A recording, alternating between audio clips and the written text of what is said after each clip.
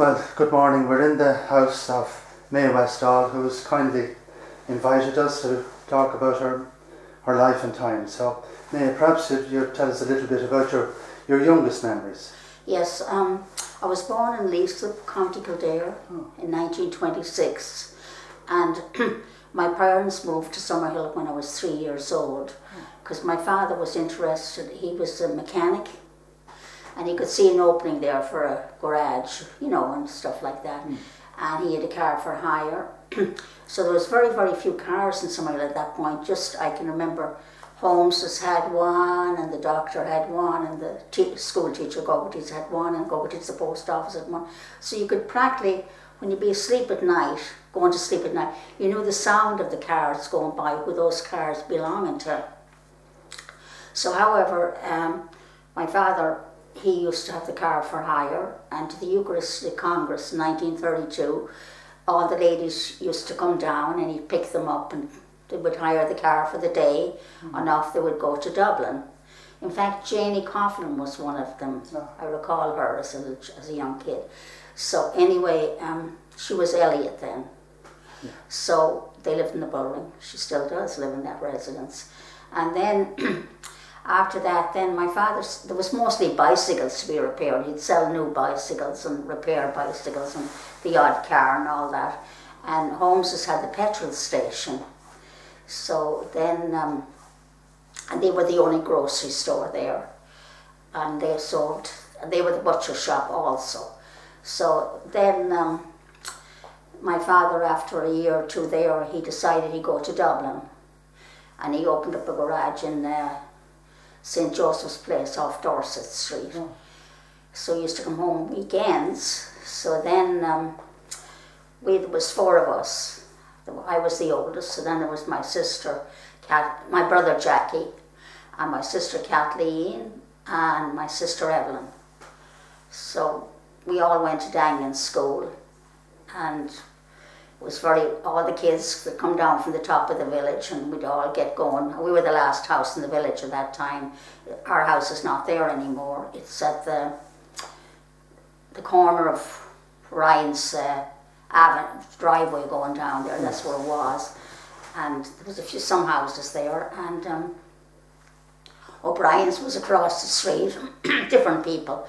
So off to school we go, chit-chatting on our way and off to school. Mrs. Gogarty was the head teacher there, and Mr. Gogarty was the headmaster. And there was two other teachers, Miss Sheeran and Miss McKittrick. So when you were in the lower grade, you stayed with Miss Sheeran, I believe it was. And Miss McKittrick was in the boys, two in each school, very small schools. And there was excuse me, there'd be a fire going in the winter, and school was very nice, and Mrs. Gogarty was very strict, but I liked her very much. She was a nice, good teacher. And so when we come home from school then, we'd have our lunch. It was usually bread, and we sat up and played out in the backyard. And we'd have lunch, and then after that we came home from school. So we'd have our dinner, and then in the fine weather, we all headed for Langford's, because there was like so many woods there, and we'd go gathering sticks. So we were the last house, all the kids, we'd all pick them all up on the way up, and off we'd go. I don't know how much gathering we did, but we played more than gather, climbing the castle and investigating the whole place, watching it, looking at everything. And happened to be in the spring and coming into summer, there was gooseberry bushes there, and there was plum trees and everything like that. So we gorged on them. We'd have the cans to bring them home, but we never came home with anything in the can. They were all gone. So we'd arrive home then, and we'd have whatever we had, a snack, and then it'd be time, play for a while, and then do our homework and off to bed again. So this is how it went on until summer came. Then in summer there wasn't much to do either, right? So we'd gather, when it came time for the apples, we'd gather the crab apples. And some people would have nice apples that they would give to you. And Mrs. Shaw, she would be John's grandmother. Oh, she wasn't very generous with the apples. And she had a dog called Snipe, so we were afraid to snitch any of her apples because we knew Snipe would get us. So that was it. The Holmeses had nice apple trees. They always shared their apples. Mr. Holmes and Mrs. Holmes, they had Cuzzy and Sheila there, who they were in the, they helped occasionally in the store, but not that often because they had help already there. And Maureen was in England, she was a nurse. And then there was one more other girl. Lily, was it? Lily. Lily passed away at a very young age. They all went to school in Navan, to the convent school for a couple of years. And so they were very, very nice and very, very, very kind they were. So then up the other road, then we had all the Connors and oh, so many kids that were around. Kids, I can't believe there's none of them. Well, the Connors, there's still four of them left. But I can't believe all the other families up the village on the right-hand side, that, you know, there's nobody left from those houses. So they're all gone. And then on the other side, we had what was classified as the wealthier people. You had, there was a lot of class distinction then. Excuse me. You had, you had Graham, I think that was Graham's there. And then... identify that road now you're on. Is it the new road? No, now we're back onto the... onto the Dangan. Coming up from Shaw's. Now we're coming up from Shaw's, going up the village on the other side. Okay. The opposite side to the green where the cottages are. And you had, I think it was Graham's or Graham's, I forget their name, but they were farmers. Anyway, the house is still there. It's owned by Fields, I believe. And then you had the doctor. He had two houses. What was the doctor's name? Dr. Corby. Corby. And then you had, oh, and I have to stop at Dr. Corby's because he was the local doctor and he had the dispensary. Oh, this is so old. So anyway, the dispensary was, I think, 2 or 3 times a week. And if you weren't feeling well, you went there and you sat there. And then it come your turn and you go in. So prior to you going there, one of the ladies across in one of the houses, Mrs. Byrne, she would light the fire there. And then from the village pump, she would get a bucket of galvanized bucket and full of water. So when it came your turn to go into Dr. Corby's office, which was a larger room, and in the middle of the floor, I can still visualize, there was a box, a wooden box, and on top of it sat this galvanized bucket with the water. They kind of had like a ladle there to pick the water up it. And so, and all around the room were shelves with bottles of everything, this, that, and the other. So you tell them your ailment, and if sometimes you'd make out you had a sore throat, because one of these bottles was very tasty, nice and sweet. So you'd tell him he had a sore throat. So he'd get the spoon. It was the spoon he used, the handle of the spoon. He'd look down your throat and he'd say, oh, when he'd squeeze your throat, say, oh yes, you've swollen glands. There was no such thing as taking your temperature or anything like that, thank God, because we didn't have a sore throat. So anyway, and he'd mix up this concoction. He'd have some bottles sitting on the windowsill, not too clean looking, but they were okay. And then he'd get this big bottle down, he'd put some in there, and then he'd get the water and pour it into it, and put a cork on it and shake it, and off you go. And on would come the next one, whatever they were. They'd get something else from another bottle. It was always a bottle, never a pill. So anyway, that's how it went there. And then then the school teacher was next door. Can I just ask you about the dispensary? Was there 2 rooms there? There was 2 rooms, a waiting room. Okay. It was quite classy in them days. They had a waiting room with chairs all around, or benches, and then they had the fire. And you'd be hoping you'd get close to the fire because it would be quite chilly in there. So anyway, you'd leave there and off you'd go home again. So that was Dr. Corby. And then you had the school teacher. So they lived in the next big house. Then you had Grants. And then you had, the dispenser was part of that house, really. And then you had the Miss Christies. They did the sewing. Sorry, the large houses, the 3-story houses, there were 3 of them. 3 of them. So Corby's... Dr. Corby owned the first 2. Okay. And you could go from one to the other. I was never in them. Oh, I see, okay. Yeah, you could go from one to... But the people who worked there, which was, I think one of the Nelsons worked there for a while, I know. And She said you could go from one to the other. I guess probably on one of the floors. I don't know why he had two houses. Later on, O'Higginses lived in the first house beside Fieldses. Is that what it was? Okay, but not in the time you're talking about. Both houses belong to Corby's. Both houses belong to Corby. They're still there, those houses. Yeah. And then the next tall house would belong to the school teachers. Yeah. That was the three large houses. Then the dispensary, and then Grahan's. I think it was a Grahan's. Grahan, yes. Yeah, Grahan. And then you come on to then there was a space, and then you come on to the Christie's, Miss Christie's. Okay. So there was actually, in your youth, there was a space between Grahan's and Miss Christie's. That's correct. And there was a back lane there. Yeah. It's still there. Yes. Do you remember an RIC barracks that was before Christie's? There were three houses there, I believe, at one time. Oh yeah, no. After a while, they built the two houses as they are now. Okay. They were new. I'd say they were built in about probably 8, 9 or so. They must have been built in about 36 or so. Right. 35. They're still there, but before that there was nothing there. And then you had the Miss Christie's, and they did sewing. And then you had Miss Kelly and her mother. They lived there, and they had a shop. They didn't sell too much. They sold some flour and some groceries, a certain amount of groceries. And Miss Kelly loved flowers, and she was such a kind lady. She was such a nice lady, and she had an old Model T Ford. And she went to church whenever church was, with her mother, and the little car just held two people in the front, and then in the back she had the rumble seat, like the part you open up, and she'd pile all the kids in there. Oh, they'd be in there like sardines. It was just wonderful. And she'd drop us off at the village, or if we're going to church, she'd drop us off at church. So she was a very nice lady, and so she'd get us interested in flowers. She had a rock garden. It was beautiful. And she'd see those big houses, including Miss Kelly's, they had land down the back. It's really right here. And they had a lot of flowers and stuff like that.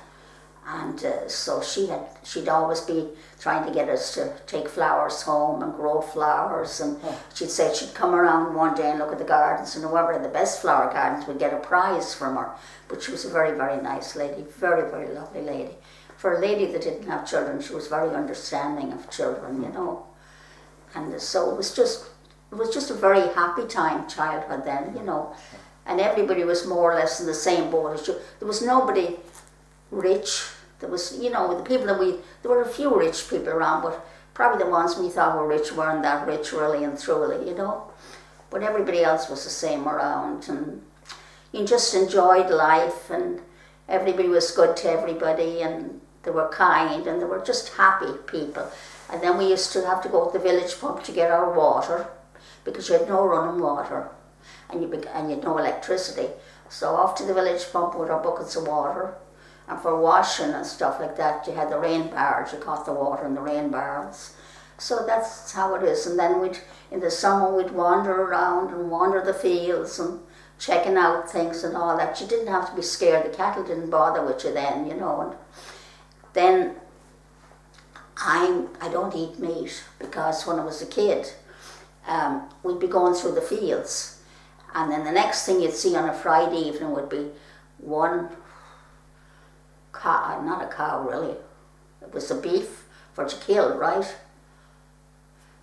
A young cow going up, and then up to Holmes' slaughterhouse.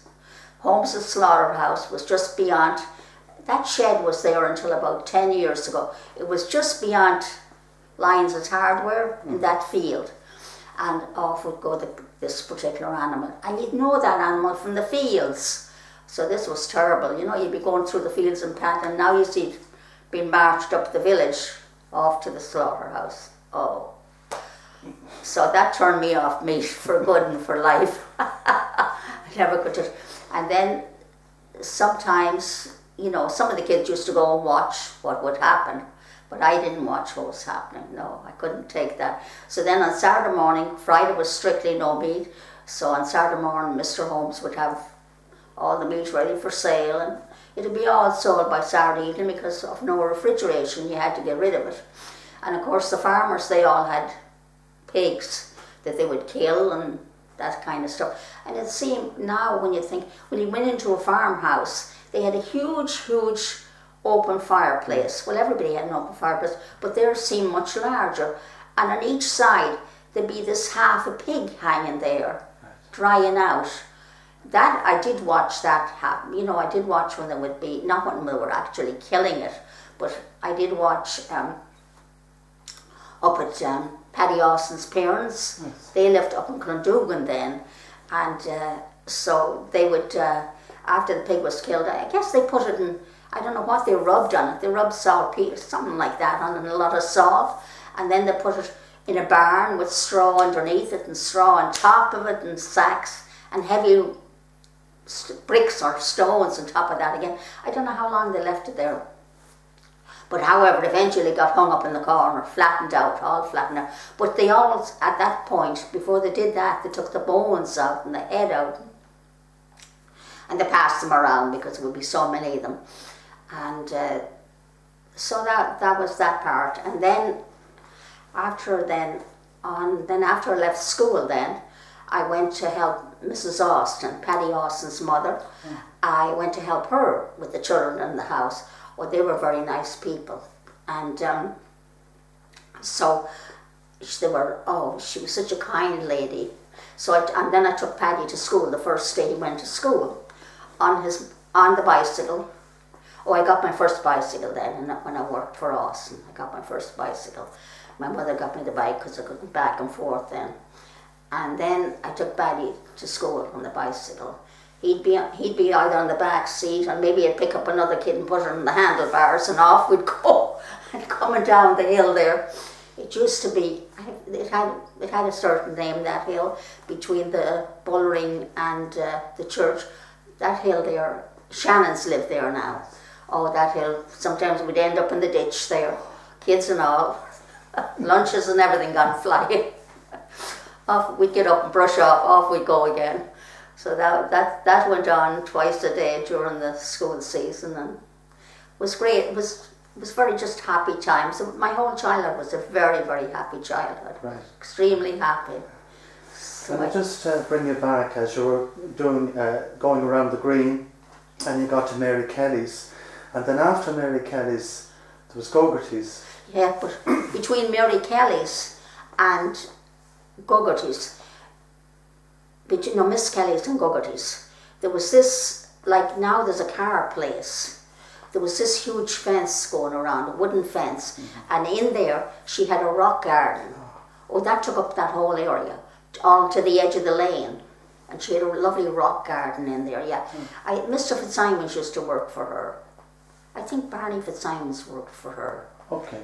Yeah, I think he did, yeah. Yes, he did, yes. Because he used to do the deliveries from with the groceries, what groceries she did have, with the horse and cart. Right. Yeah, they had a horse and cart there. Right. Okay. You know, all the deliveries were done by horse and cart. Right. In fact, I remember when the first bread came not the first, but when they started coming more with bread to the stores, it was Boland's bread came in. And I guess the fella that drove the horse and van, I guess he used to pick it up in Enfield, and then he'd come from Enfield to Summerhill, and around he'd go. So he'd probably have different routes there every day. Sure. And then there was another man, he came from Drogheda. I can't recall, I think it was on a Tuesday, and he had groceries in his van. He had a regular van and groceries there, and he'd stop in the village and sell some of his groceries there. We knew on Tuesday evening Mr. McLear would be arriving, right? And he'd always have a lot of loose sweets and throw them out to the kids, and he was a very, very nice man, very generous man. I often think about it. It's funny how you think back on the people that were so kind and so understanding of children, you know. Great, absolutely. Yes. Do you recall Gogarty's? Whom? Gogarty's. Oh yes, for the teachers? Or the post office. Yeah. Yes, I do, yes. I remember that we used to go for stamps to get us you know, when my mother would write a letter. And my mother was, my mother came from Dublin, and she went to convent school there. And she was marvellous at writing and stuff like that, and spelling. She was very, very well educated, my mother. And then a lot of the local people used to get her to write the letters. Oh, right. Yeah, because they could manage, but I suppose they were unsure of themselves. You know, they didn't have the confidence. So my mother used to do the letters for the local ones that were requested. So yes, that's where we used to get the stamps. I remember they had a fire going there in the little post office, and on the other side, Phyllis's Goverty's, her mother and her aunt, they sold a certain amount of drapery there. So just socks and gloves and stuff like that, and the odd dress and sweaters and stuff, but just a very limited amount, you know. But it was interesting. They always had a dog. They always had a cart also. Yes, I remember that so well. Across the road then, Barnard's, do you remember? Oh, Mrs. Barnard, Mr. and Mrs. Barnard, yes. And Mr. Barnard had, he used to, he had a little vegetable garden, and you know, it amazes me now when I think about it, that there was all, prior to that, there was all laurel shrubbery around that area. And he'd keep digging out a little bit and digging out a little bit, and he had a nice garden there, a nice vegetable garden, and he used to sell potatoes. So we used to go up there and get our potatoes. And then in Barnard's Wood a little bit in, he had bees, a couple of beehives, and he used to sell the honey. But it was like raw honey, you know, it wasn't like runny, it was like runny, and it had the sections. Yeah, in it. So, but anyway, he sold that. So he kind of scraped a living out of that, because I'm sure that's all they had. Now, he would have been Mrs. Fitzsimons' brother who lived in the village. And so, yeah, she was from England, so he would have been, I don't know where he originally came from, but his wife was a very lovely lady too. And I remember always at Christmas, she'd have barnbrack. And she'd always give all the kids a slice of barnbrack. All the kids that would go by got a slice of barnbrack from her. So she was a very, very nice lady. And she used to knit, I believe, too, yeah. But it was her, and then we'd run into her up in the woods. She'd be gathering sticks, and they'd be all up there gathering the sticks and carrying on. There were so many woods there. And then you could be, like in the summertime, you could just say, well, we're going up to the woods to gather sticks. All the kids would, like, we were the last, we'd pick them all up on the way up, and off we'd go, a big trail of us.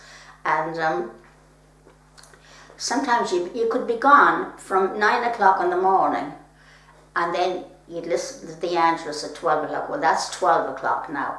We'll off for another play and another investigation, playing in the big house, making out you were the lady, and coming down the stairs and the front stairs and all that kind of carry on, and climbing. And then you would play and play, and then the next thing you'd know, it's 6 o'clock, it'd be 6 o'clock in the evening, we better get home, we better get home. But nobody ever came to look for you, because they knew you were safe. Yeah. And then we might, as we'd get to the top of the village, we might see Jack Connor coming up on his bicycle. Home, home, home, and we'd all run in front of him. But nobody had, there was no worries about what would happen to you or anything like that, because they knew you were safe. And then we were always investigating. And over in, there was also, beyond the Bell Hill, there was a quarry there. I can't remember the name of that wood there, but there was a quarry. And when I think of how the dangers the kids would, you'd stand at the top and look down and see how close you could go to the edge. Oh my heavens, up to the castle you'd go again, climb up to the top, walk around the top, and then back over to the old castle, up the winding stairs, run around the top there, and the stones loose on the top, and but nobody ever fell, nothing ever happened to you, right? Yeah. Was just a wonderful life. It was a wonderful place to grow up, and I wouldn't, we didn't have much money, but I wouldn't exchange my life there again for anything in the world, Coming down from Langford's, from the big gate, when you go to the left-hand side of the green, the first house there, as you're coming down from Langford's, and Hannah's. Okay. That was Hannah's, the first house. Yes, there was Mrs. Hannah. The original Mrs. Hannah had died, I believe. TB took a lot of people. And she had 2 boys. I believe they're dead now. When I inquire, usually Paddy Austin is my source of information now, because being out of the country, so long. And he, once in a while, I'll think of somebody and he will tell me if they're dead or alive. And then he remarried somebody, and they had 3 boys. But somebody I think told me one of them has passed away since. So I don't know what part of the world they would be in now. I have no idea. Somebody said they were in the States. So, but anyway, they're long gone. And she died. Then Mr. Hannah passed away, and she got Alzheimer's, and she died many, many years ago. But the reason I know about her is because Jimmy Shaw told me, one of my visits home, I was talking to Jim Shaw. He's gone now. He would be John's uncle.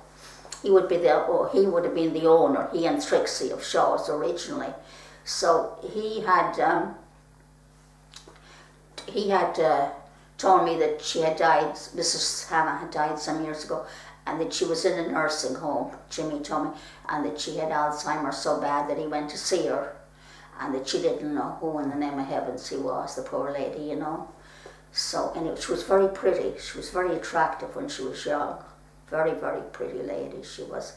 And then coming down, then after Hannah's, then he came to, the blacksmiths. That was a source of great interest to us. We'd go there, hang around, watching, I can't think of his first name, McLaughlin.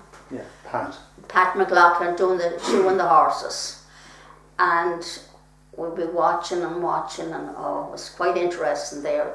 And I remember one time, he used to, little pieces of the hot iron would go flying. Didn't one of them land on Florrie Connor's neck one time, and she got burned, but didn't make any big thing about it, right? He would just say, you shouldn't be standing here, you should be away, which, so, then that would be that. And then next to them, Burns lived next to them. Okay. There was a large family there. There may be one left, but I'm not sure. But I was very friendly with one of the youngest daughter there. And then after Burns, then you had Allen's. And there's only one of them left, Bernadette. She's in the States. And they're all good. That's that. And then after that house, she had the 2. I can't think of their last name, but they owned they lived in Dublin, and they just came down occasionally. That was kind of their summer home, and they came down occasionally, and on fair day, they'd have a tea room there, and they'd have tea and cake and bread and butter and jam, and you see all the farmers going in there for a cup of tea. And then... What period was that? I can't think of the name for their names. But what would it be the 40s, the 1940s? Or later? Round about 39, let's say 26. They would have been doing that from 1936. That's when I remember. Yeah. They probably were doing it for a while before that. They were quite glamorous ladies, very Dublin ladies, very nice. They had a home in Dublin. And then then there was them, and then after that came, she worked in, my goodness, I can't remember her name, I must be getting old now. She worked in the guard's place. She went down and did a little cleaning there and made lunch and made dinner for them. She had one son. He got killed in an accident in England. I don't remember when she died because I was away then. And then after that you had Fitzsimonses. Okay. They had 3 children. They had Olive. She married a guard when she was about 16, Guard Murphy, and she had quite a few children. She got killed in an accident, car accident, and she died. She couldn't have been any more than about 24, but quite a few children. And then Freddie, he went to Dublin. He's passed away since. And then Harriet, their youngest daughter, she was the one I really kept friends with. She went to work in England, and then she got married and went to another part of England, and she had one son, and she died of cancer and many years ago. And then after that you had sorry, did you say earlier that their father, Barney worked in Kelly's? He worked in Kelly's. He worked in Kelly's, yeah. Barney worked in Kelly's, and he helped As you said, the mother, Harriet or Harty, was Tom Barnard's sister, isn't that right? That's correct. She was Tom Barnard's sister. That's correct, yeah.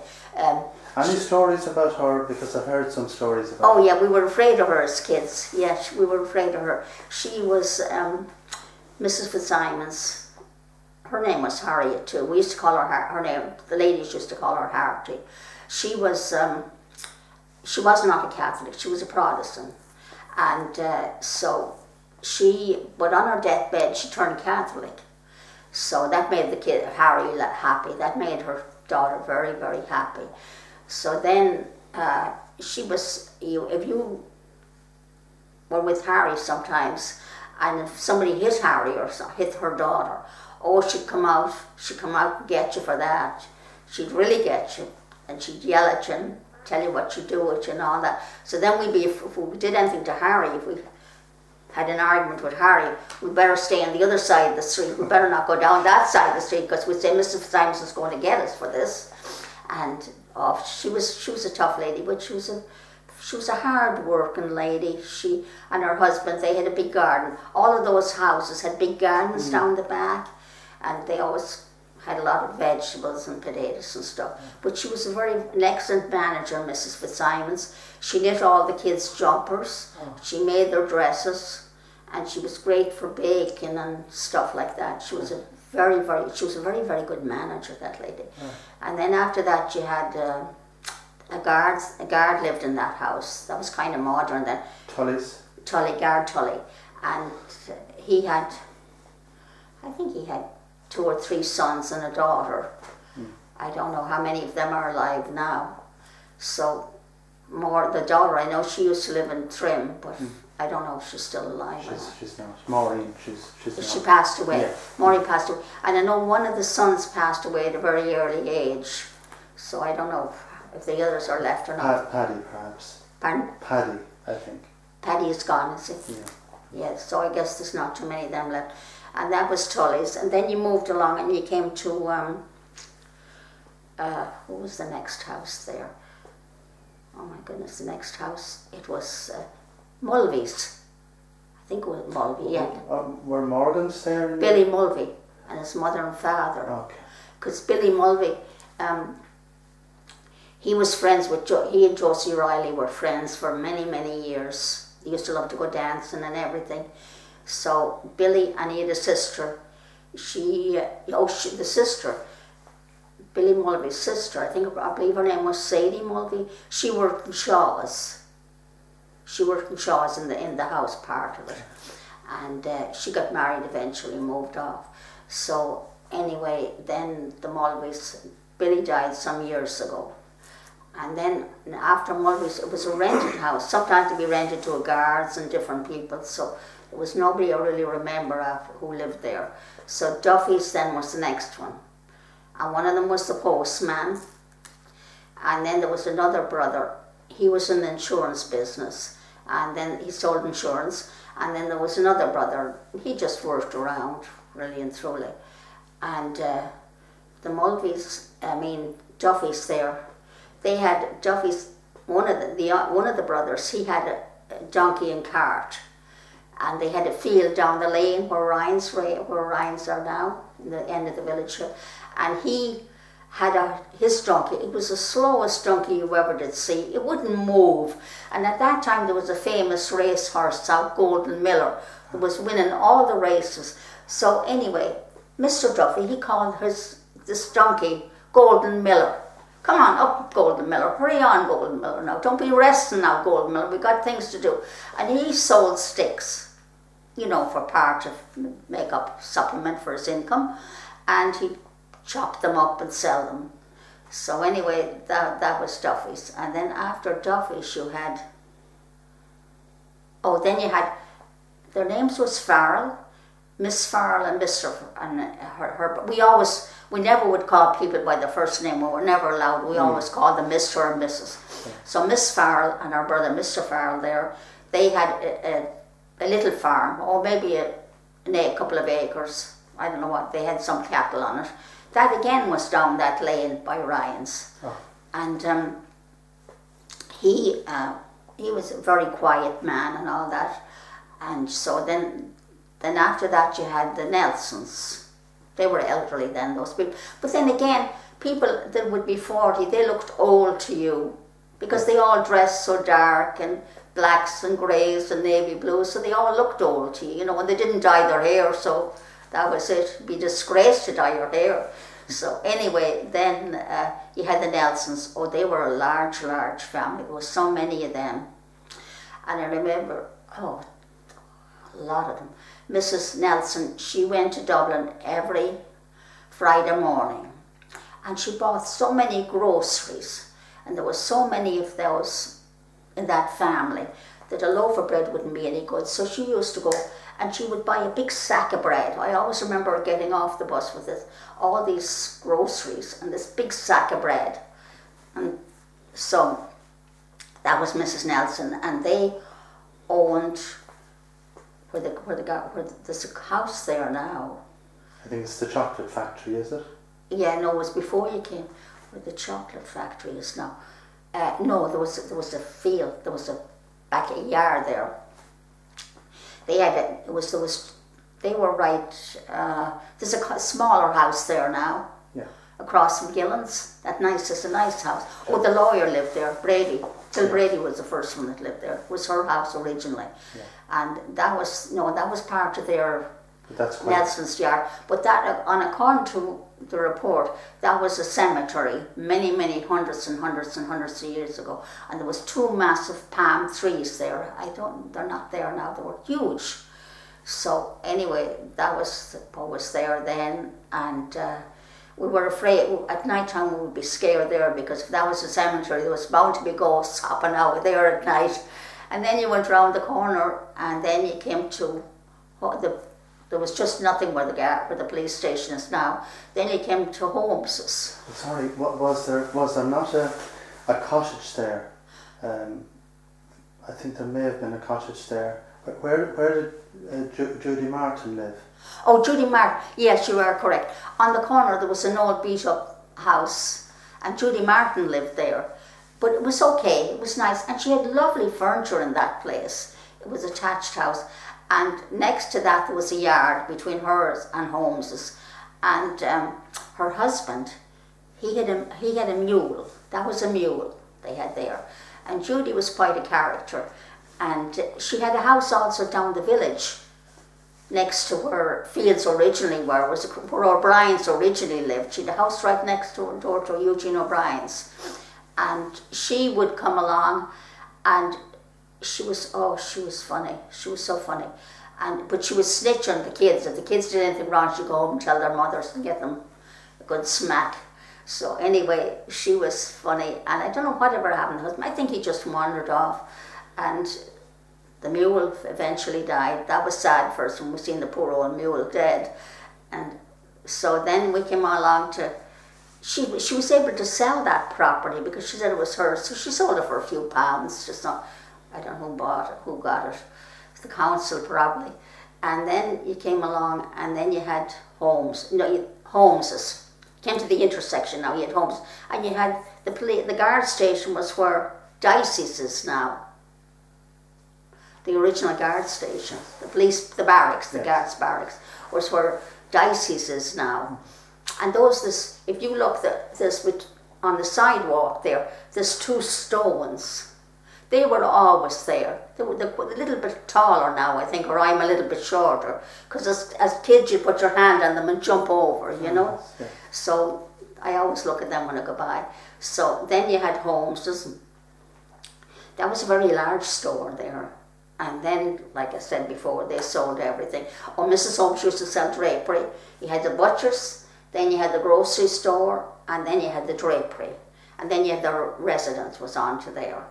So that was a very, very busy store. And he also had the scale, the gap for selling petrol, and he also had the scales where the sidewalk would be.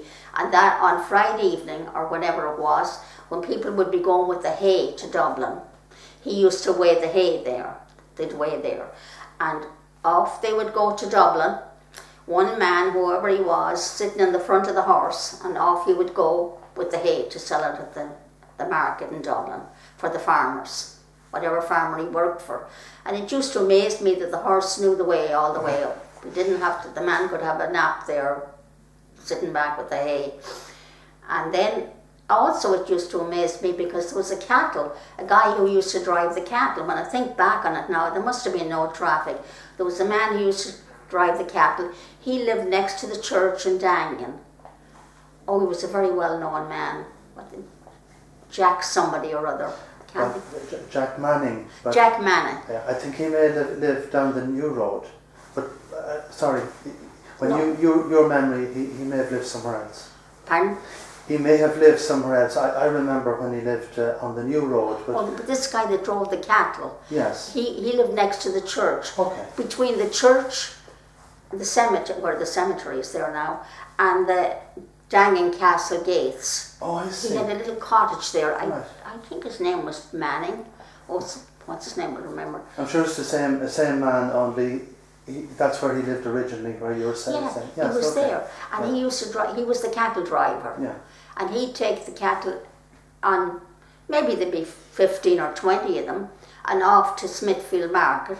And, you know, he'd be just the one man then, just driving them along. He didn't have, he had a bicycle, I think, but he'd walk all the way to Dublin and drive the cattle. And it always amazed me when I think back now, how none of them ever went down side streets or anything like that, how they always got there. So that was his job. I suppose I think he only got 5 shillings for this job or something like that. It wasn't very much, but kept him going. And you say his house was between the church at Dangan a little old house. and the gates of Dangan Castle. Yes. That's right. I didn't. Yeah, there was a little house there. Yeah. Right. Oh, Paddy Austin would remember that one. Okay. Yeah, he would remember, and Janie Coughlin would. That house. I don't ever remember him having a wife or mother or father, because he always looked older to me. You know, I probably was older than that. So that's, he lived. He was the cattle driver. So then then of course you had Dangan Castle, the old castle, Dangan Castle there, you know. Do you recall anything about that? Or? Well, do you know, it's funny, but I've never been down there. Yeah. And once when I was going to go down there about 10 years ago with somebody from Vera McCormick's brother was over from England, and she would be the hairdresser's mother, you know. And I was going to go down with her brother, but then as soon as I looked in the gate, opened the gate, there was cattle all over the place, and I was afraid because somebody had warned me that the cattle are not like they were long ago, because they're fed different now, and you never know where there's bulls in among them, you know, and it's dangerous going down there. So I never went down there. Although my sister Evelyn, she married Willie Ryan. They lived down there. Right. They originally lived down there. His father and mother and the brothers and sister. One of his sisters was a nun, and then Maureen got married and lived in Trim. Nora was the nun, and then there was my sister married Willie, and then. And sorry, what Willie is that? That Ryan family, Willie Ryan. Pardon? Your sister married. Willie Ryan. He was from the castle, not the Undertaker Ryans, the other Ryans. Dangan Castle. There was down there was a house. Okay. And his father was the herdsman for Barry's. All that property was owned by Barry's then. Right. So he was the herdsman. So then eventually Willie Ryan's father, Christy, they moved then down near Ryan's kitchen, Ryan Kitchens there. Yes. They had a house there. Was, you know, one of the bigger, not the houses there now, but it was in that area there. Yes. Where it was, but now it's a bigger house there. There's a big new house there. So that's where his father ended up there, and the brother, and I can't think. There was Paddy. There was quite a lot of that family. It was a large family. So yeah, so Willie Ryan has that married my sister. He's been dead many years, and my sister's dead, Evelyn Farley, Ryan, and they have 2 children, 2 sons. They're both in England. So that's for that. Then further on there was, of course, the route to Trim we took quite frequently, because when your mother would need something special like shoes or something for the kids or something, then you'd have to go to Trim because there wasn't any in Summerhill. So off to Trim you go to get shoes or whatever you needed on the bicycle. Right. Breamount Hill was a big hill then. Now I look at it now, it's a nothing hill. We used to have to walk up that from the Trim side. So it was very interesting, and it was a wonderful childhood. It really was. It was wonderful, you know. And then on the new road, then after you left Holmes is on the left-hand side. Then you came along on the right-hand side. There was just the cottages there. Mm-hmm. You had Keogh's, Connors, and you had what was her name the next day?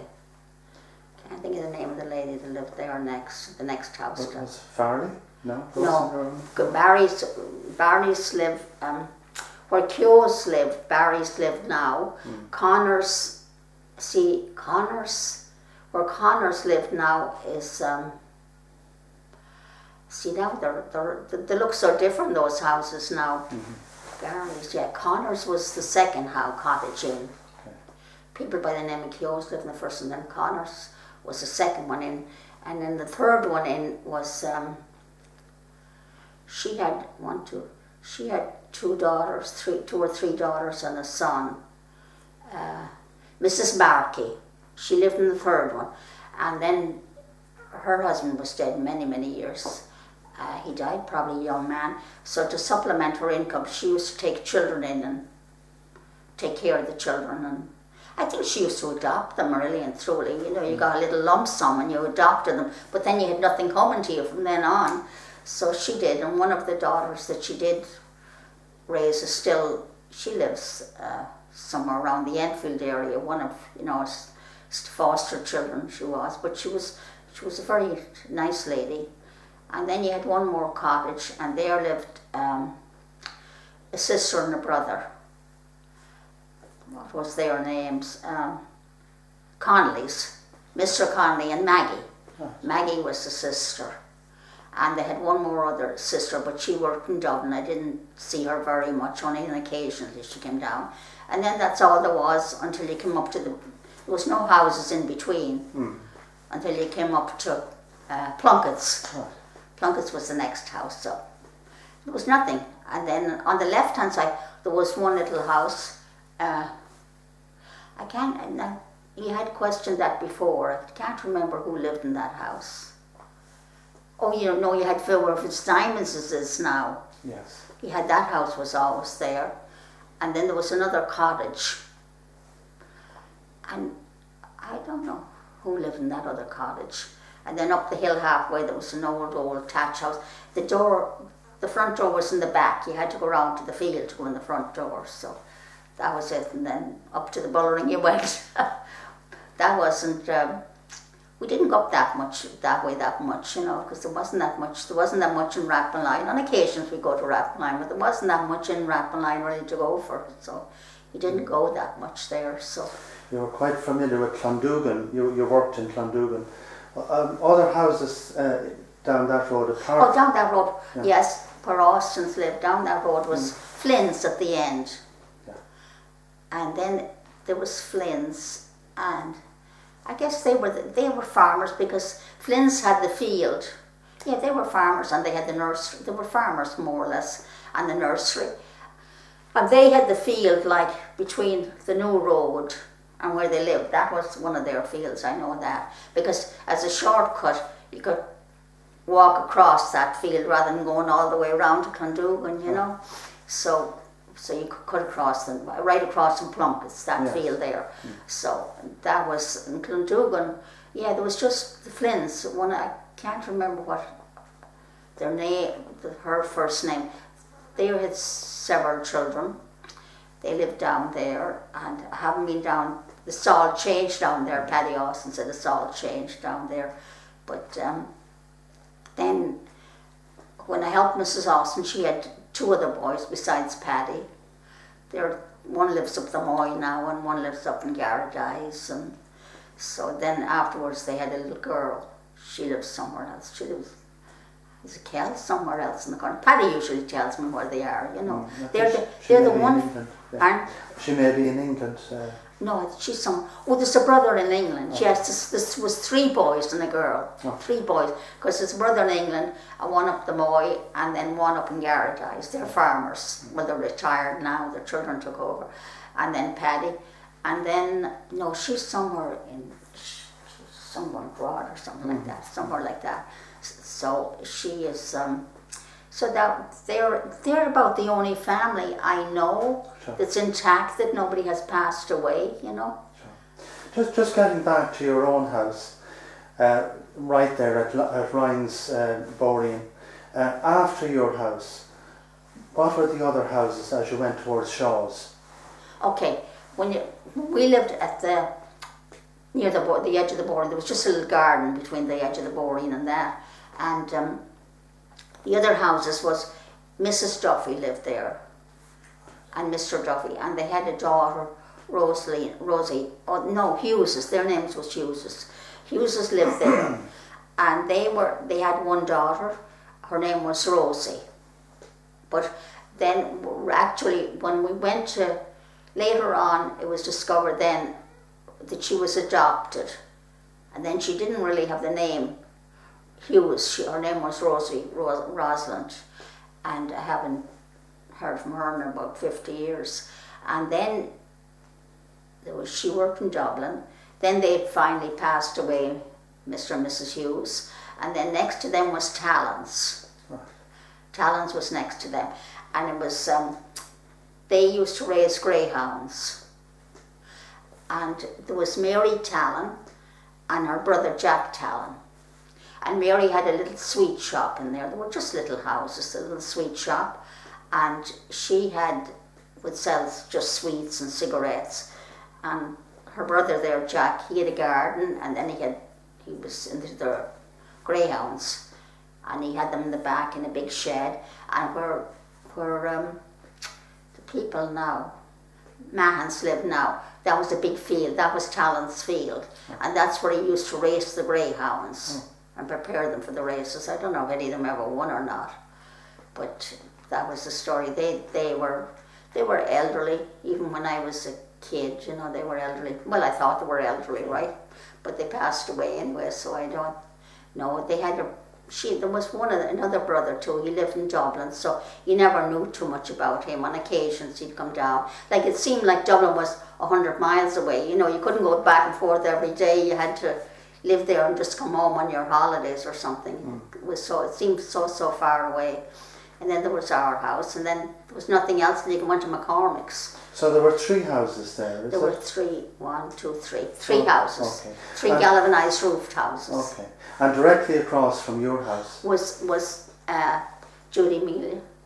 Judy Mealy. So Judy lived there for a time, and she also lived beside where the... But she had both houses. Right. Okay. Yeah, she had both houses, and next to Judy Mealy's was O'Brien's. Eugene O'Brien's family lived there. Right. But the house up at the corner, down in the corner where the chocolate factory is and all that. Now that house is there now between the guards and there. That was that was very elaborately furnished. It had very classy furniture in there. I mean, really period stuff, you know. And the story was that she was in when they set Langford's on fire, when they burned it down, and that her and different other people in the village went up and hauled out the good furniture because they knew where it was. That was the story. But when you think back on it, she had the kind of furniture that you wouldn't see around in this old shack of a cottage, of a house, and she had this grand stuff. Oh my God, there was some lovely stuff in that house, you know, like period couches, and there was a couch there and a couple of other different things, you know. Very, very classy looking affair for the outside of the house. I don't know what, probably it all collapsed together with the house. So it was but the story was that she certainly, I'm sure, maybe the poor lady, no, I'm sure she didn't. Because I said some of them that had all this period type furniture, they snitched it from the castle. That's what the saying was, you know. Sure. And the castle, Jangan Castle, I mean, Langford's Castle was in good shape when I was a kid. And you'd go through it and all that and sit and play.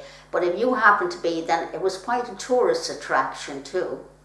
And if you happened to be at the gates there when a car was coming through, any of the kids would be there, and you'd open the gates for whoever the people were, you were always sure to get threepence or sixpence for opening the gate, you know. There might be a dozen kids, you'd have to share with them all, but that was okay, off you went. Sometimes you'd only get a couple of pennies and there'd be half dozen kids, so then we'd buy a couple of, this was it, we talk about hygiene, we'd buy a couple of lollipops then, and off to the village pump we'd go. And we'd stand there and everybody gather around, maybe a half dozen kids, and everybody got, might be only one lollipop, everybody got a suck at this lollipop. And then one would say, you're sucking it too long, you know, you're overdoing it there, hey. And then we'd be running out of juice and we'd run the water on for a minute. And that's how it went. But all the kids shared and they just, you know, they got along so well together. You know, they'd share everything they'd have, you know. Can you recall that group that you palled around with? Can you remember the names of the... Pardon? The group of children that you palled around with. Can you remember? Yes, yeah, we palled around with the Connors and you'd have the Nelsons and the Nelsons didn't come as much to the woods as we did, not very much, no. So you'd have some of the Nelsons, and then you'd have the Harry, you'd have Harry with us, and we'd have the Allens and the Burns. There was a big crew of them there. We'd have them all there, that all from the right hand side, from the lower level, not from the big houses. We'd have all those kids, right? And then down the village you'd have Rosie Hughes, which was, they lived next door to us. You'd have them. You'd have, there'd be a good group of kids there, right? Was it lots of kids? You wonder where they, you know. And Rosie Hughes was a neighbour of yours. Yeah, she was right. They were right next door to us. Yeah. We lived right in the village, you know. Okay. Just across the road again, you mentioned that O'Brien's and Judy Martin, or Melia as she was later, Judy Melia. Yeah. And was there another house? No. No, just the two houses. That was it. Then you had Holmes's Fields. Okay. That was Holmes's Fields then.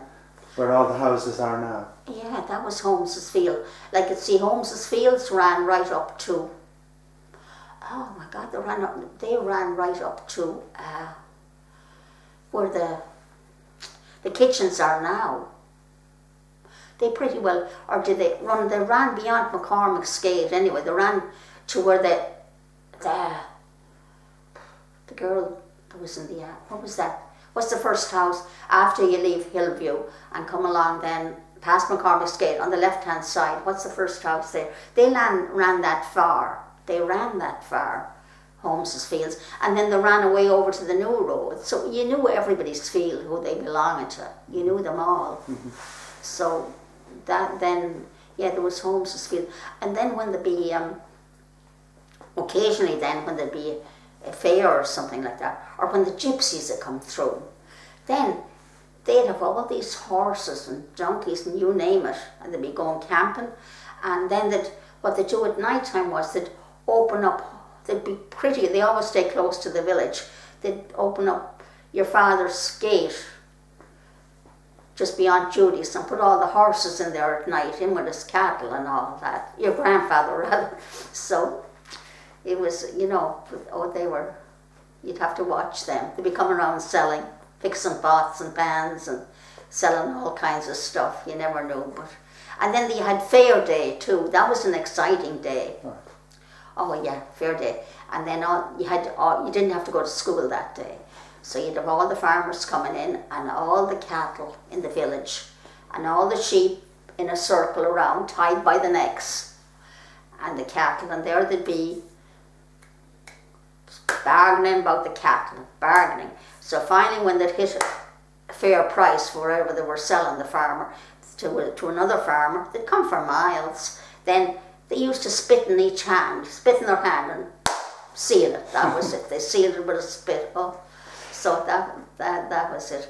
And that's when I believe their names was Higgins, that had the tea room. Miss Higgins. Okay. Miss Higgins's. Yeah. So that's when they would go up there then and have their tea and whatever it was. It was Higgins. And then, they were quite classy, those two sisters. right. And any particular, I know you've told us a great many stories, but is there any particular thing about your youth, any particular story or event? Or Dang in Langford's Castle. This was a night, there was so many ghost stories, we were afraid of our life. And once it got dark at night, for gosh sake, it was trouble. If your mother sent you to the post office, oh, I can't go. What would she say? You have to go. Post this letter before 6 o'clock. So anyway, Mom, Tally-ho will be coming out. Tally-ho is going to get us. Don't worry, there's no such thing. Oh, there is. We'd be on and on and on. So the story with Tally-ho was that when Langford's Castle was in operation, that over to the right, there was the ruins of that when we were there, when we were kids. That's where they kept the hunting hounds for the hunts. And the Lord and Lady were gone away for a couple of weeks anyway, and this guy was in charge of the hounds. So anyway, lo and behold, Paddy went on a drunk on the Friday evening or the Thursday evening, and he didn't come back to feed the hounds until Monday morning. And of course then the people who took care of the hounds and the horses, the groom, he was a groom, they had boots, and then they had this extra part, a legging onto their boots up to their knees. It was a separate part. And the story was that the hounds, all these 100 hounds, they were so hungry that as soon as they opened the door to feed them, they just eat them right up. And of course they couldn't eat beyond the leggings, from the knees down they couldn't get them.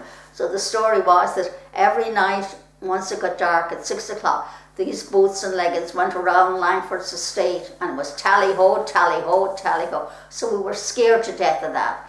Then we couldn't go up the Dangan Road, because then you had the McCormick's Gate there. And the story was that there was a ghost there. There was a lady who hung herself there.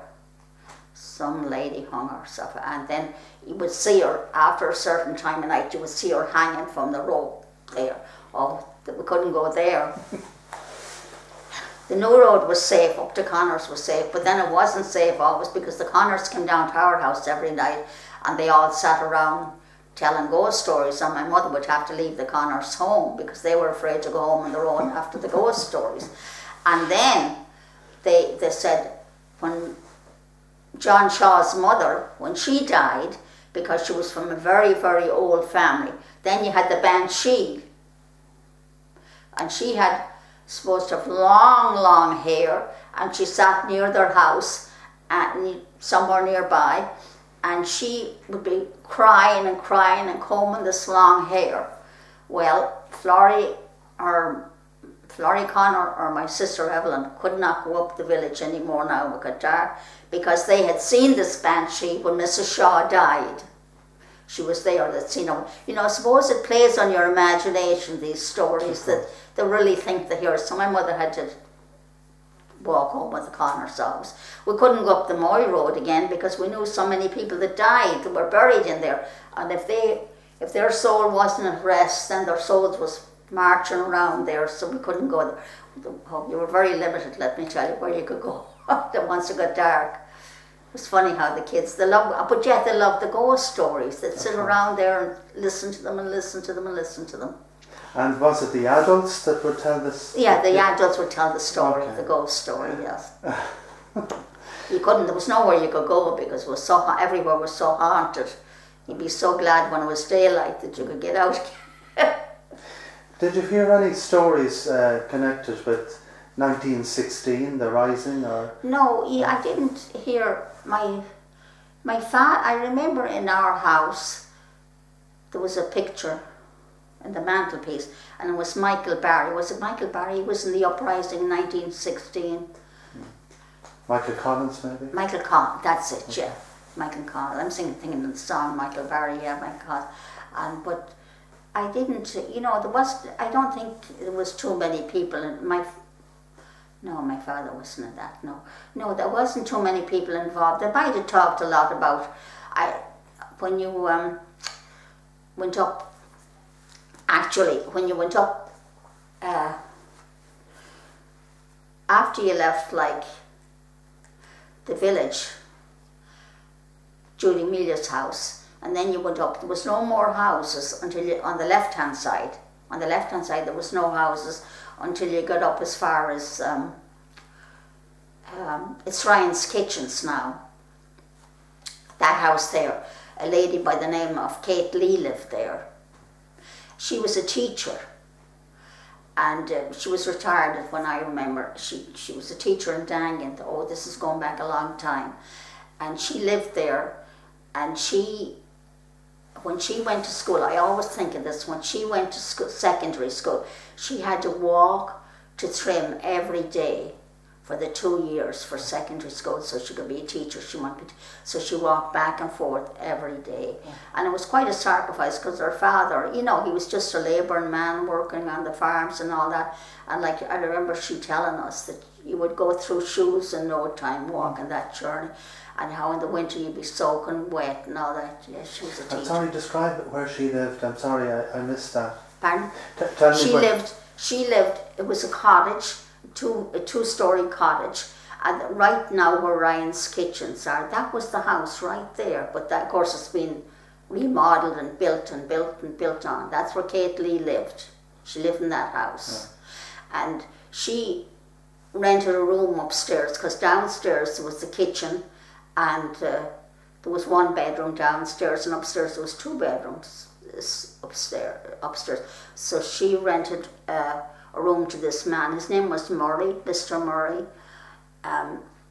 He would be Ryan the Undertaker's, Bill Ryan's wife's brother. I remember that. So anyway, old Bill Ryan. Right. So he'd be the grandparents of the people there. And she rented a room.